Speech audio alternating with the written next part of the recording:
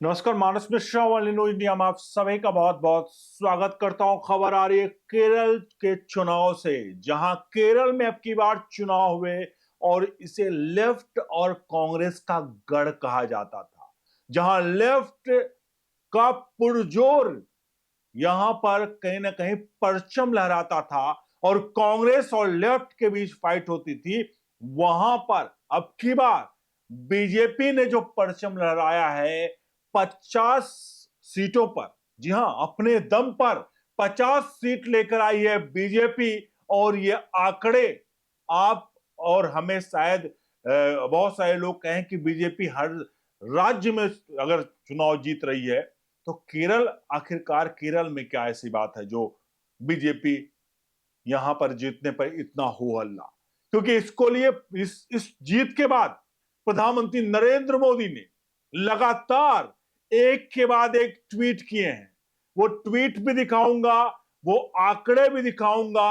और अब की बार ये आंकड़े सीधे तौर पर लेफ्ट, कांग्रेस या हिंदुस्तान में जो इंडिया अलायंस है तथाकथित, जिसे इंडिया नाम है करके और इंडी गठबंधन बनाया गया, इन्होंने सोचा कि यूपीए का जो भ्रष्टाचार था वो इंडिया के अंदर, यानी इंडिया नाम के अंदर छिपा लिया जाए। लेकिन अब वो हर एक चुनाव में उसका भी, उस नाम का भी बंटाढार हो चुका है। बहरहाल, आपको बिना आपका वक्त गवाए लिए चलते उन आंकड़ों की तरफ, जहां 50 सीटें बीजेपी ने कैसे जीता है और कांग्रेस और लेफ्ट अप्रोक्स शून्य के पास, यानी कि वहां पर उनके हाथ से एक तरह से सीट तो गई ही गई, मतलब वहां की पूरी, और मेन जो पद था वो भी हाथ से छिटक गया। तो बढ़ते हैं आंकड़ों की तरफ। अनुरोध करेंगे कमेंट बॉक्स में अपनी राय प्रतिक्रिया जरूर दीजिएगा और वीडियो को लाइक शेयर जरूर करिएगा। आपको दिखाते हैं सबसे पहले हम इस पूरे उस पर प्रधानमंत्री नरेंद्र मोदी का जब चुनाव परिणाम आए थे तब क्या ट्वीट आया था, और उसके बाद अब जो अपडेट आए हैं चुनाव परिणाम के बाद एक और चुनाव जो में उस पर क्या अपडेट आया है। पहले आपको प्रधानमंत्री नरेंद्र मोदी का एक के बाद एक ट्वीट इसलिए दिखा रहे हैं क्योंकि इस चुनाव के मायने कितने आपको समझ में आ जाएंगे।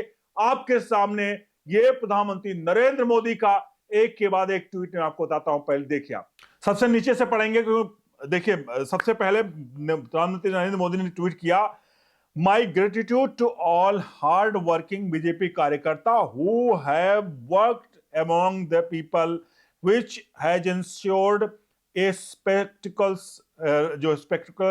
result in the Trimantapuram Corporation today is a day to recall the work and struggle the generation of कार्यकर्ता in Kerala who work at the grassroots। ये प्रधानमंत्री नरेंद्र मोदी ने ट्वीट किया। पहले तो कार्यकर्ताओं को बधाई दी, जो कार्यकर्ता जमीनी स्तर पर काम कर रहे हैं उसके लिए उन लोगों को बधाई दी, उनकी मेहनत को बधाई दी। अगला ट्वीट न्यूज के ऊपर है, उसमें लिखा उन्होंने, thank you Thiruvananthapuram, the mandate the BJP NDA got in the Thiruvananthapuram is a was कहीं ना कहीं water movement in Kerala politics. The people are certain that the development aspiration of the state can only be addressed by the party. Our party will work towards। और इसके अलावा वहां के ये BJP NDA के मैंडेट को लेकर कहा, फिर वहां के लेकर के जो बीजेपी एनडीए के कैंडिडेट और लोकल बॉडी को लेकर के प्रधानमंत्री नरेंद्र मोदी ने ट्वीट किया। और साफ तौर पर ये ट्वीट, मैंने 3 ट्वीट है, तीसरा ट्वीट मैंने नहीं पढ़ा है, आपके सामने था। ये ट्वीट साफ तौर पर दर्शा रहा है कि प्रधानमंत्री नरेंद्र मोदी के लिए, बीजेपी के लिए ये जीत कितनी अहम है। ये जीत साफ तौर पर प्रधानमंत्री नरेंद्र मोदी और बीजेपी के लिए वो बूस्टर है, जो बूस्टर सीधे तौर पर अब केरला में भी लेफ्ट और कांग्रेस के जो उसको है वो ढहा चुका है, नहीं, कांग्रेस के गढ़ में पूरी तरह से ये सेंध लटका चुका है। केरल के ये आंकड़े वो साफ दर्शा रहे हैं कि ये साफ तौर पर बीजेपी यहां पर चुनाव में अब बाजी मार चुकी है। बहरहाल, आप लिए चलते हैं आंकड़ों की तरफ। जो फाइनल आंकड़े आए थे बीजेपी के आपके सामने, वो फाइनल आंकड़े आपके सामने नजर आ रहे। ये कुल 101 सीटें थी तिरुवनंतपुरम जो उसके चुनाव हुए थे पर्स देके।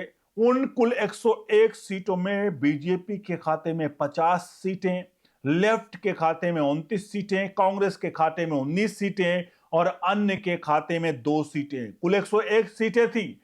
ये आंकड़े आप समझिएगा, ये आंकड़े इतने आसान नहीं हैं, क्योंकि ये आंकड़े बहुत कुछ बयां कर रहे हैं। क्योंकि इन आंकड़ों को समझने के लिए बीजेपी की उस फाइट को समझना पड़ेगा जो बीजेपी 2025 का ये चुनाव था, जो बीजेपी 2020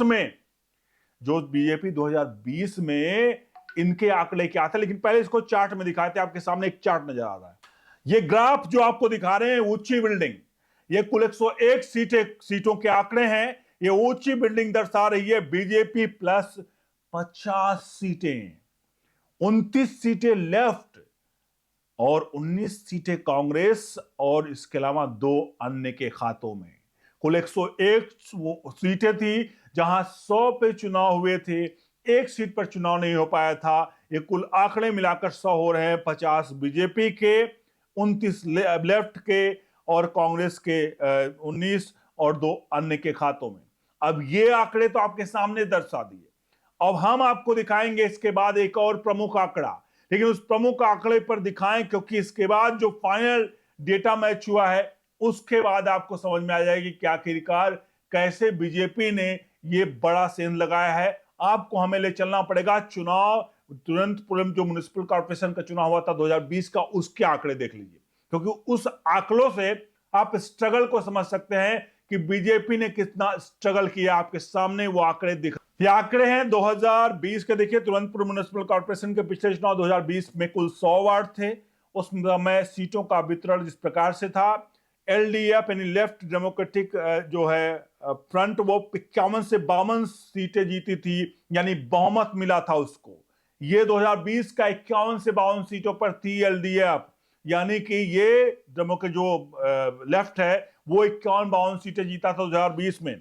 एनडीए मुख्यतः भाजपा 34 से 35 सीटें जीती थी। यूडीएफ यानी कांग्रेस का नेतृत्व वाला महज 10 सीटों पर था और अन्य निर्दलीय 3 से 5 सीटों के आसपास का यह आंकड़ा था। तो यह आंकड़ा 2020 का था, जहां बीजेपी 34 पे थी और एक बाजी मारती है 50 पे, और जो 50-51 पे होती है वो बैकफुट मार करके 29 पे आ जाती है। इससे आपको समझ में आ जाना चाहिए कि बीजेपी ने वाकई में इस चुनाव में बड़ी मेहनत की है। यूं ही ने प्रधानमंत्री नरेंद्र मोदी ने ये जो साफ तौर पर प्रधानमंत्री नरेंद्र मोदी को द्वारा ये जो बधाई है, ये बधाई यूं ही नहीं आई। इस बधाई के पीछे बड़ा राज है। वो राज है वहां के कार्यकर्ताओं का, वहां के लोगों का, मतलब जो लोकल स्तर पर बॉडीज है, वहां कैंडिडेट का कड़ी मेहनत और लेफ्ट के गढ़े में सगर सेंध लगाना। इसका मतलब साफ है कि अब बीजेपी का जो आने वाले समय में पूरे देश में जो आंकड़ा है, वो आंकड़ा बहुत तेजी से बढ़ने वाला है।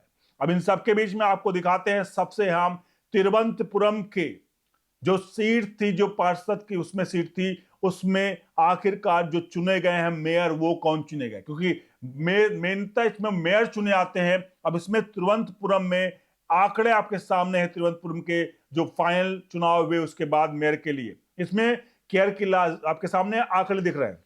केरल की राजधानी के आंकड़े हैं। ये भाजपा के वीवी राजेश को 51 वोटों यानी 50 भाजपा, 1 इंडिपेंडेंट का भी समर्थन मिल गया से मेयर चुनाव जीता है। और ये केरल के इतिहास में पहली बार ऐसा हुआ है जहां पर लेफ्ट और कांग्रेस के अलावा कोई तीसरा यानी कि बीजेपी की एंट्री हुई है। और बीजेपी की एंट्री, ये इसे आसान मत समझिएगा कि ये अन्य दलों इंडिया अलायंस के लिए आसान है। इंडिया अलायंस के लिए सबसे बड़ा चिंता का सबब है ये आंकड़े। ये आंकड़े इसलिए चिंता का सबब है क्योंकि बीजेपी साफ तौर पर अगर कहीं एंट्री कर लेती है तो पूरी तरह से वहां पर अपना वर्चस्व जमा लेती है। अगर केरल की तिरुवनंतपुरम जो कि राजधानी है, अगर किसी राज्य की राजधानी में कोई एंटर कर गया, इसका मतलब उसका जो पैठ है वो मजबूत हो रही है। आपसे अनुरोध है वीडियो को लाइक शेयर जरूर करिएगा। बने रहिए न्यूज़ इंडिया के साथ। बहुत बहुत धन्यवाद।